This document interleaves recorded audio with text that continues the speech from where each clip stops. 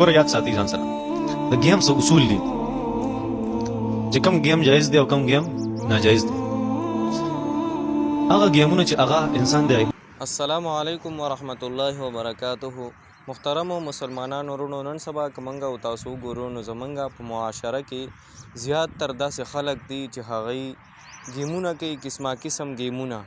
په هغې کې پبجي ګیم راځي، فری فایر ګیم پکې راځي، لډو ګیم پکې راځي، یا دغه شان بعضې ګیمونه داسې هغه آنلاین کیږي، بعضې دغه شان بغیر د نیټ نه یعنی آنلاین نه کیږي. نو ملګرو زمونږ ډېر خلک په دې کې لګیا دی، وخت ضایع کوي.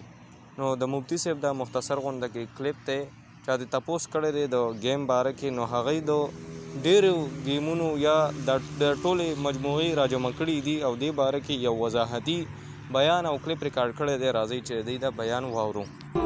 یا جسمانی ورزش نه او یا پکې انسان ته څه معاشي څه فایده نه، دغه ګیم ناروا دی او دغه ته الله لعب وایي چې دین اسلام د دینه منع فرمایلی چې په دې لوبو ټوکو باندې خپل ژوندګي مه تباه کوئ. الله جل شانو فرمایي حدیث قدسی دی، یا ابن آدم خلقتک للعبادة فلا تلعب.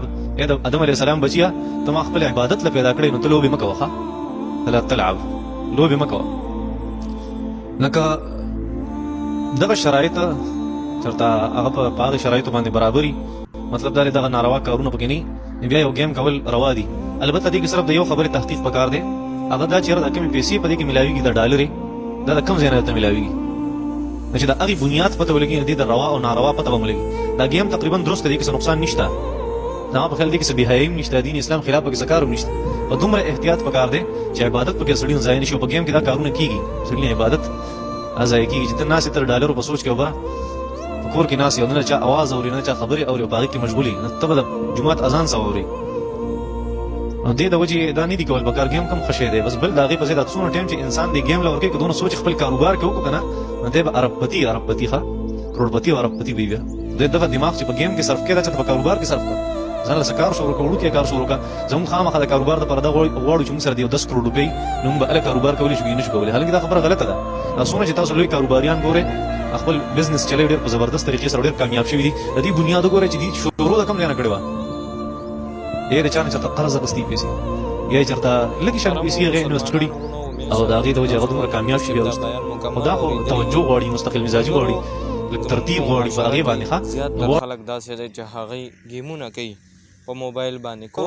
په دې باندې موږ او تاسو زموږ زیات تر وروڼه او نوجوانان هغوی په دې باندې خپل قیمتي وخت ضایع کوي چې هېڅ نه ګیم چې هېڅ نه، نو زموږ نه خو د خپل قیمتي ټایم خوري که نه.